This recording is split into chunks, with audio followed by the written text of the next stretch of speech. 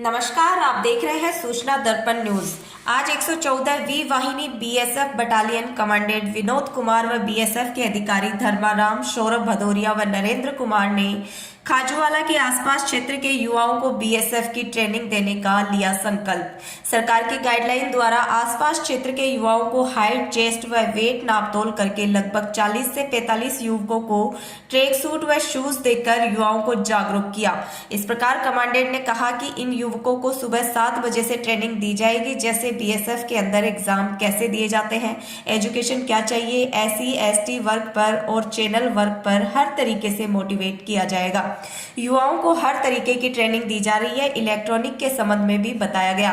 खाजूवाला से किशन सोलंकी की report. Services हैं, उनके अंदर एंट्रेंस कैसे दी, एग्ज़ाम कैसे दिए जाएं, उसकी तरीका क्या है, या फोर्सेज की भर्ती होना है तो क्या क्या मेजरमेंट हैं, शारीरिक दक्षता क्या चाहिए, पेपर कैसे होता है, किस पैटर्न से आता है, किस चीज़ का पेपर होता है। इसके अलावा क्योंकि जिस हिसाब से देश में आबादी बढ़ रही है, उसी हिसाब से बेरोजगारी भी बढ़ रही है और गांव में लोगों के पास स्कोप नहीं है कि वो कोई चीज़ कर सकें, उसमें गरीबी भी एक फैक्टर है। तो उस चीज़ को मद्देनज़र रखते हुए भी गवर्नमेंट ने डिसाइड किया है कि स्किल डेवलपमेंट प्रोग्राम चलाए जाएँ, जिसके अंदर जवानों को स्वरोजगार के लिए उनको ट्रेनिंग दी जाए। जैसे मोटर का बांधना है, मतलब मोटर बाइंडिंग है या पेन बाइंडिंग है, मोटर या अपना मोबाइल रिपेयरिंग है या कंप्यूटर रिपेयरिंग का काम है। ये सब टेक्निकल जो काम है वो उनको सिखाया जाए, ताकि वो अगर वो भर्ती नहीं हो सकते तो वो अपना रोज़गार खुद का स्टेब्लिश कर सकते हैं, बैंक वगैरह या दूसरी एजेंसी से हेल्प लेके।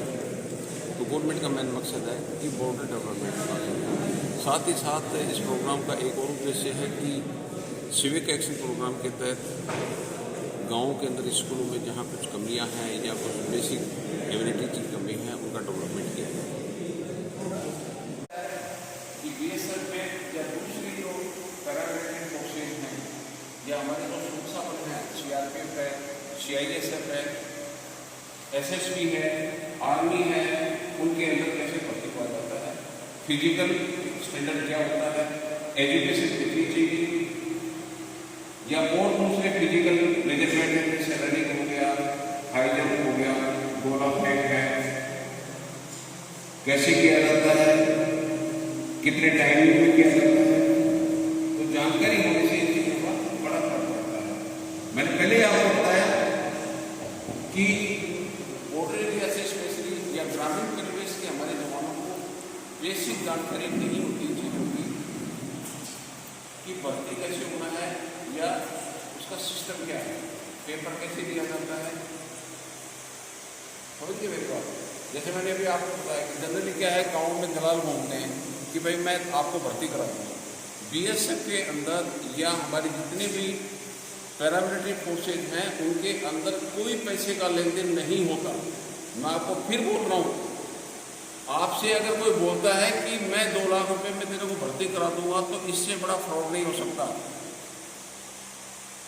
अगर आप में योग्यता है, आप में दम है, आपने अच्छा पढ़ाई किया है, तो आप सक्सेसफुल होंगे। बिना पढ़ाई किए, बिना फिजिकल स्टैंडर्ड मेंटेन किए आप बिल्कुल भी भर्ती नहीं हो सकते। अगर आपको, मैंने पहले बोला आपको, प्रेसिडेंट ऑफ इंडिया जो सबसे बड़ी पोस्ट होती है इंडिया में, वो भी भर्ती नहीं करा सकता,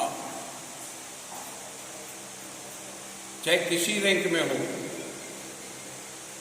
पहले था, आज से 25-30 साल पहले, जब आबादी भी कम थी और इतनी समस्या नहीं थी बेरोजगारी की, उस समय डायरेक्ट हम लोग भर्ती करते थे। तब फिजिकल पहले होता था, लोगों को दौड़ा देते थे कि चल दौड़िए, और उसके बाद मेजरमेंट होता था। जो लोग सक्सेसफुल होते थे उनका पेपर होता था।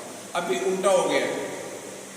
अभी क्या है, पहले एग्जाम होता है, प्री मेडिकल होता है। प्री मेडिकल में मतलब आपका दौड़ दो, 5 किलोमीटर आपने रनिंग करनी है, 24 मिनट के अंदर आपको कंप्लीट करनी है। उससे नीचे आप करते हैं कितना, उतने आपकी नंबरिंग अलग होती है। आप एक्सीलेंट आते हैं तो अलग नंबर मिलेंगे, आप वेरी गुड आते हैं तो अलग नंबर मिलेंगे। ऐसे ही फिजिकल स्टैंडर्ड का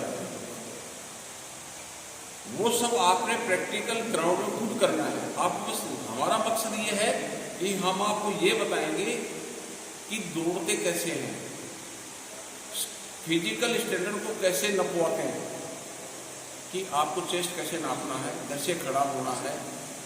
समझिए मेरी बात। तो आपको कभी धोखा नहीं होगा, आपको खुद को कॉन्फिडेंस होगा कि मेरी जो हाइट है अगर 170 है तो 169 नहीं हो सकती, तो वो 171 भी नहीं होगी। समझ गए मेरी बात। चेस्ट आपका 80 से 85 है तो आप 80 से उसको 87 भी कर सकते हैं, आप 88 तक भी फुला सकते हैं।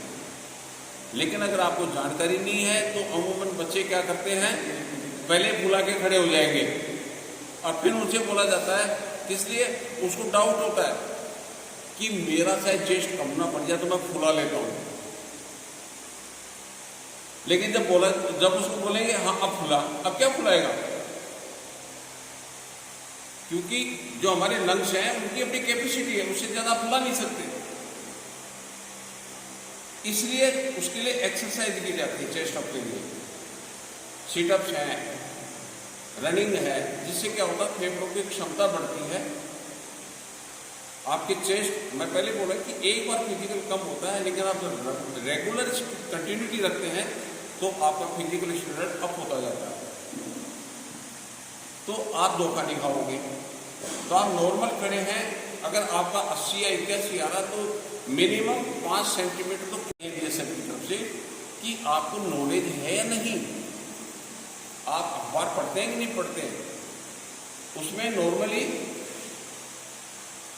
IQ से कंसेप्ट, क्योंकि आजकल सोफिस्टिकेटेड वेपन आ रहे हैं, हर तरह का वेपन आ रहा है, हर तरह की मशीनरी आ रही है, हर तरह के कंप्यूटर आते हैं। तो अगर आपको नॉलेज ही नहीं होगा, आपका IQ लेवल ठीक नहीं होगा, तो आप उसको ऑपरेट नहीं कर सकते कभी। उसके बाद हिस्ट्री हो गया, कुछ करंट अफेयर्स हो गए। हिस्ट्री कभी बदली नहीं होती। जो आपने बुक में पढ़ी है, आपने जो स्कूल में पढ़ा है, वो कभी बदली नहीं होगी। देश आज़ाद 15 अगस्त 1947 को हुआ तो उसी दिन रहेगा हमेशा के लिए। चाहे आज से 20 जनरेशन बाद में भी एक क्वेश्चन आएगा कि भारत को आज़ादी कब मिली, तो 15 अगस्त 1947 ही उसका उत्तर होगा। लेकिन करंट अफेयर्स जो वर्तमान में क्या चलता है, ये हमेशा बदली होगा। कि वर्ल्ड कप किसने जीता, कब? 83 में इंडिया ने जीता, 2011 में इंडिया ने जीता, 96 में श्रीलंका ने जीता, 75 और 79 में वेस्ट इंडीज ने जीता। समझ गए मेरी बात। ये चीजें चेंजिंग होती हैं। आज चेयरमैन अशोक फौजी है, कल को कोई और बैठेगा। आज प्रधानमंत्री मोदी जी हैं, कल को कोई और होगा, किसी और की गवर्नमेंट होगी। तो ये क्या है, करंट अफेयर्स है, ये आपको पता होना चाहिए। तो ये चीजें चेक की जाती है। इसमें कभी कोई हेल्प नहीं हो सकती। कोई सोचे कि मेरे को कोई हेल्प कर दे। फॉर एग्जाम्पल, साहब एग्जाम ले रहे हैं, आपने इनसे पूछा सर इसका क्या जवाब होगा, तो साहब ने पढ़ाई नहीं है तो साहब क्या जवाब देंगे? साहब आपको तभी बताएगा ना कि जब उनको खुद को आएगा।